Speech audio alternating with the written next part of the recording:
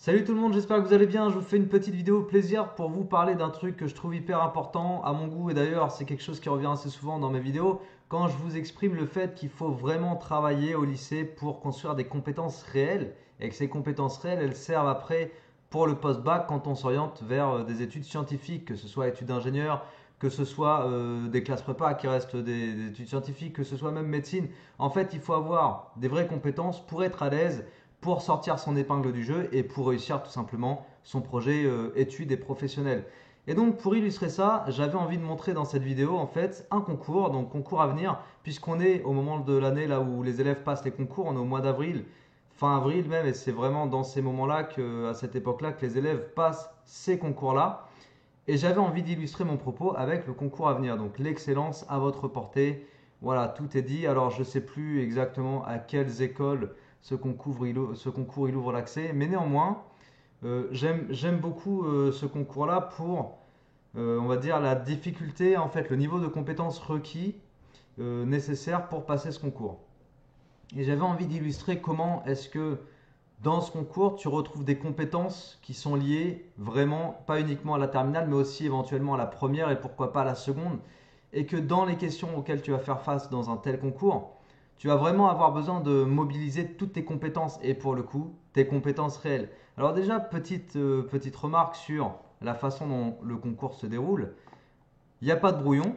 Et en fait, le brouillon, c'est toi qui dois aller le chercher dans ton sujet, quoi. Tu utilises les feuilles blanches du sujet, donc il faut être autonome, quoi. Aller gribouiller ici, par exemple, tu vois, quand tu reçois le sujet, tu vas gribouiller partout où tu peux pour te faire ton brouillon. Donc on ne distribue pas de brouillon et tu n'as pas le droit d'en sortir. Pas de calculatrice. Donc là, on est vraiment sur les compétences réelles. Aucun autre appareil électronique. Donc ta tête, c'est ton outil principal. Et puis, voilà la petite phrase sur le barème que j'aime bien. Afin d'éliminer donc une seule réponse exacte par question et afin d'éliminer les stratégies de réponse au hasard, parce que c'est un QCM, hein, j'ai oublié de te dire, chaque réponse exacte est gratifiée de 3 points, tandis que chaque réponse fausse est pénalisée par le retrait de 1 point. Et ça, c'est important à noter parce qu'en fait, au lycée, on n'est pas habitué à ça, sauf dans les établissements où, avec les profs qui notent de façon réelle, on appelle ça des notations sévères ou strictes. Normalement, les QCM, anciennement, c'est des QCM où tu perdais des points quand ta réponse était fausse, ce qui t'empêchait de répondre au hasard. Et il y a quelques années, enfin, il y a peut-être quasiment 10 ans même, je pense, il a été décidé au lycée d'arrêter en fait de faire des QCM à points négatifs. Voilà, donc les QCM devenaient des espèces d'exercices où on pouvait répondre au hasard. C'est complètement ridicule parce que le principe même du QCM, c'est justement d'empêcher l'élève de répondre au hasard, le candidat de répondre au hasard, en imposant un barème où tu peux perdre des points si ta réponse est fausse. Ce qui nécessite d'être sûr de soi quand on répond à sa question. Donc voilà, on va regarder juste pour illustrer le propos trois questions. Voilà, ces trois questions-là, j'ai sélectionné trois questions. On est ici sur le sujet de 2019. Je vais mettre de toute façon en lien de la vidéo, je vais mettre le lien vers le sujet. Et ces trois questions, là où elles sont intéressantes pour moi, c'est qu'elles reprennent les choses de première. Tu vois, on est vraiment sur le programme de première. Donc là, les élèves qui regardent et qui sont en première et qui s'apprêtent à passer en terminale, eh bien, sachez bien que sur les compétences de première ultra importantes à avoir compris, acquis et à ancrer bien dans son cerveau, les compétences qu'il va falloir savoir réutiliser plus tard, c'est par exemple les compétences sur les suites. Donc on a ici, alors oui, notez aussi qu'en gros une question, on peut y passer 2 minutes quoi. Donc même les stratégies qui consistent à aller faire tous les calculs pour vérifier que, c'est compliqué. C'est très compliqué. Il vaut mieux savoir faire une démonstration directe. Alors ici, par exemple, on a une suite qui est donnée par une relation de récurrence et une deuxième suite qui s'exprime avec la première. Et on nous dit que Vn est géométrique ou arithmétique. Et il faut chercher sa raison. Donc on pourrait s'amuser, comme j'ai dit, à aller calculer les premiers termes, mais ça peut être assez long. Donc pour moi, la technique, la stratégie la plus efficace ici, ce serait d'aller regarder directement Vn plus 1. Tu vois, Vn plus 1, c'est un plus 1 moins 1. Donc là, en fait, on part dans du calcul littéral. Un plus 1 moins 1 et un plus 1, c'est 2 un sur un plus 1 moins 1 et un plus 1, pareil, 2 un sur un plus 1. Et là, donc, se lancer dans le calcul littéral avec fraction, étage et tout. Et c'est pas grave, c'est pas un problème. En fait, dans l'optique, soit je m'apprête à retrouver que Vn plus 1 égale quelque chose plus Vn, enfin Vn plus quelque chose, soit quelque chose fois Vn. Tu vois, c'est l'un ou c'est l'autre. Et le quelque chose, ça sera la raison. Donc c'est un peu vers ça qu'on s'oriente. Et pour faire ça, bah, du coup, je pars directement sur Vn plus 1. Et on se lance dans la bataille. 2 un sur un plus 1. Je mets tout ça au même dénominateur, ça fait 2 un moins un moins 1. Et là, il faut de l'aisance du calcul littéral, de savoir manipuler comment dire, toutes ces expressions, pas se tromper sur les signes, etc. Faire gaffe aux indices. Faire gaffe aux indices. Et puis après, simplifier comme il faut simplifier. Donc là déjà, tu simplifies tes dénominateurs. Il va te rester en haut 2 un moins un, donc un moins 1 sur 2 un. Bon bah tu vois, un moins 1 sur 2 un, c'est quasiment la même chose que ça. J'ai juste à transformer légèrement l'écriture pour écrire 1 demi fois un moins 1 sur un. Et puis là, je retrouve 1 demi fois Vn. Tu vois, tout ça là, c'est Vn. Donc, moralité, si Vn plus 1 égale 1 demi fois Vn, la suite est géométrique de raison 1 demi. Et tu vois, ça, il faut savoir le faire en un claquement de doigts. Et on est ici sur des compétences de première. C'est pas en terminale qu'on va aller apprendre à faire ça. En terminale, on va réutiliser tout ça. On va réutiliser ce que tu sais faire des suites géométriques que tu as appris en première.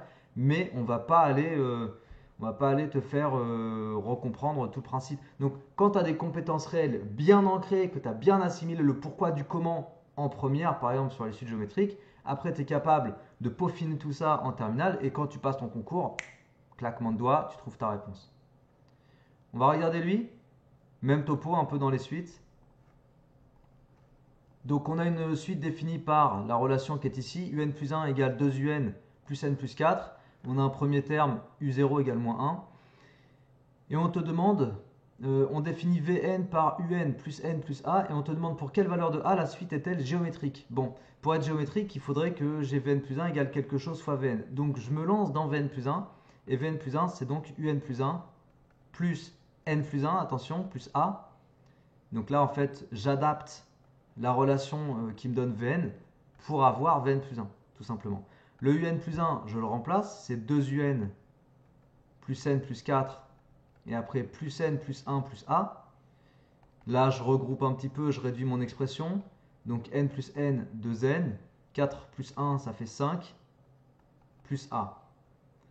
Et là, je me dis, si je voulais que ce soit géométrique, il faudrait quoi? Il faudrait que Vn plus 1 soit égal à Q fois Vn. Et dans Vn, tu vois, le un, il a un coefficient 1 devant. Donc il faudrait de toute façon factoriser cette expression par le 2 qui est là, de façon à faire apparaître Vn. Regarde, je factorise par 2 et je vais obtenir un plus n plus 5 plus a sur 2. J'ai factorisé par 2. Et tu as vu ici un plus n plus 5 plus a sur 2. On a le début de Vn, un plus n plus a. Mais on n'a pas exactement Vn. Parce que quoi? Parce qu'il va falloir fixer la valeur de a de façon à retrouver exactement Vn. Donc pour que ça égale Vn, si et seulement si 5 plus a sur 2, pardon, égale a. En gros, pour que ce que j'ai dans la parenthèse soit égal à Vn, il faut que ça, ce soit égal à a. T'as vu? Et qu'est-ce que j'ai fait? Je me suis ramené juste à une petite équation à résoudre, hein, c'est tout. 5 plus a égale 2a. Bon, ça m'amène à dire que a égale 5, tout simplement. Voilà, et j'ai ma réponse.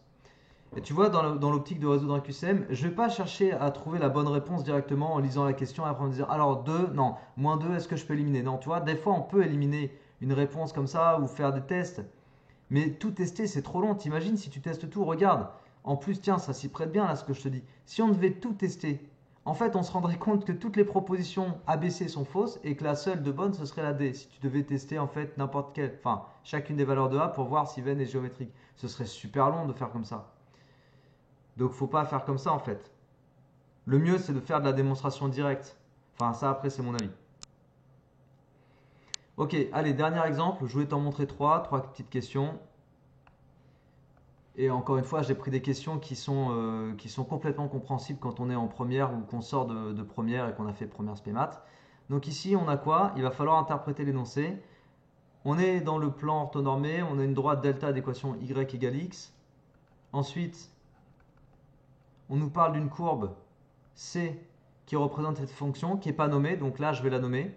Donc C représente la fonction f de x égale x carré plus nx plus 1. Je reconnais tout de suite un polynôme du second degré. On en fera quelque chose. Combien existe-t-il d'antinaturels pour lesquels C et delta n'ont aucun point en commun? Donc pour lesquels les deux objets graphiques là n'ont pas de point en commun. Alors point en commun, ça veut dire quoi, point commun? Ça veut dire que f de x égale x. Donc déjà là, je traduis, tu vois. Ici, j'ai une traduction. Et là, c'est pas rien, parce que rien que ça, c'est des compétences. Et alors les points communs, savoir traduire que des points communs, ça se traduit par une égalité entre deux fonctions, ça c'est en seconde qu'on fait ça. C'est pour ça que je te dis en fait sur le cumul des années, tu cumules des compétences. À un moment donné, il faut que tu aies des compétences réelles si tu veux passer ce genre de concours. C'est pas que du par cœur, c'est pas que ta calculatrice. Je te rappelle que la calculatrice ici est interdite. C'est dans ta tête en fait, c'est ton aisance, ta fluidité personnelle. F de x égale x.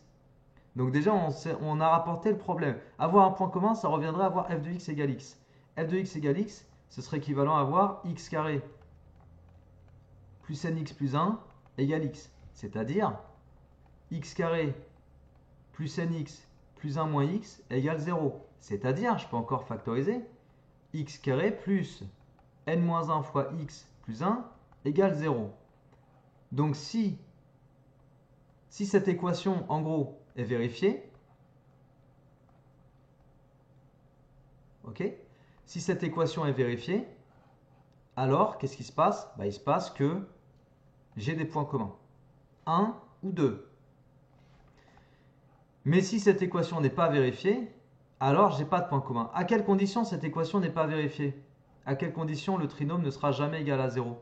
À condition que son discriminant soit nul. Son discriminant delta. Alors je suis désolé, je vais remployer du coup la lettre delta. Donc le discriminant delta c'est b carré moins 4ac. Tu as vu, on est vraiment sur des choses de première comme je t'ai dit. Le b c'est n-1. n-1 carré moins 4 fois le a c'est 1 fois b c'est 1. Fois c c'est 1, pardon. Et du coup, le delta, le discriminant du polynôme qui est juste au-dessus, là, que j'ai encadré, c'est n-1 au carré moins 4. Et là, je peux développer, mais je peux aussi me rendre compte que j'ai une identité remarquable pour être plus efficace. A carré moins b carré, parce que 4, c'est comme 2 au carré. Tu as vu, je t'ai dit, tout est dans l'aisance, tout est dans la fluidité, donc tout est dans la maîtrise de tout ce que tu as vu sur le cumul des années. Là, c'est de l'identité remarquable. Donc ça me fait n-1 moins 2, facteur de n-1 plus 2. Et donc au final, n-3, facteur de n plus 1. Ok, voilà, ça c'est delta. À quelles conditions delta est-il négatif? Puisque j'ai dit, pour que l'équation n'ait pas de solution, c'est-à-dire pour qu'il n'y ait pas de point commun, il faut que delta soit négatif. On va tout simplement étudier le signe de delta en fait. Donc on va regarder le signe de delta. En considérant que le n qui apparaît, on t'a dit dans la consigne que c'est un entier naturel. N antinaturel. Ok? Donc nous, il faut que delta soit strictement négatif et on travaille avec des entiers naturels. Donc ça démarre à 0 jusqu'à plus l'infini. Donc n est un entier naturel. Hein. Je répète, c'est important. Donc du coup, n-3, le signe de n-3, le signe de n plus 1 et le signe de n-3 fois n plus 1. Donc n-3, ça va s'annuler en 3, tu vois. Et puis n plus 1, ça s'annule jamais, c'est positif, hein, parce que n est un entier naturel, donc il est positif. Et n-3, quand n est entre 0, n c'est un entier naturel, je le répète, ça fait 10 fois, mais c'est normal, parce que je veux que tu saisisses ce qu'on fait. On est en train de travailler avec des entiers naturels, donc n ne prend que des valeurs fixes 0, 1, 2, 3, 4, etc. Donc pour n égale 0, 1 ou 2, n-3, ça sera négatif. Et après, pour n égale 3, bah, n-3, ça sera égal à 0. Et pour n supérieur à 3, n-3 sera positif. Du coup, le delta, il est négatif ici et positif ici. Donc les valeurs pour lesquelles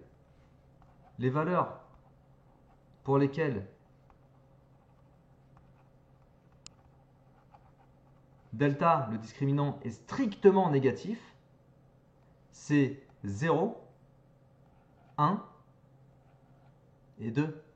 Donc j'ai 3 valeurs pour lesquelles le delta est strictement négatif. Et la question dans l'exercice, la question c'était quoi? La question c'était de dire combien j'avais d'entités naturelles pour lesquelles les deux objets graphiques n'avaient aucun point commun. Réponse C. Donc voilà, c'était pour te montrer en fait de quoi je parlais quand je t'explique qu'il faut vraiment développer des compétences réelles et que pour développer des compétences réelles, il faut aller au fond des choses. Pour aller au fond des choses, il ne faut pas se contenter du par cœur, il faut voir plus loin que le bout de son nez, il faut être curieux ou curieuse et puis il faut chercher par soi-même, il faut être proactif, il ne faut pas attendre qu'on te prenne par la main. Parce que notamment si tu veux passer ce genre de concours, si tu es en première et que tu te projettes déjà avec ce type de concours, voilà à quoi faut t'attendre. Je mets le lien descriptif de la vidéo, donc faut pas hésiter à aller voir.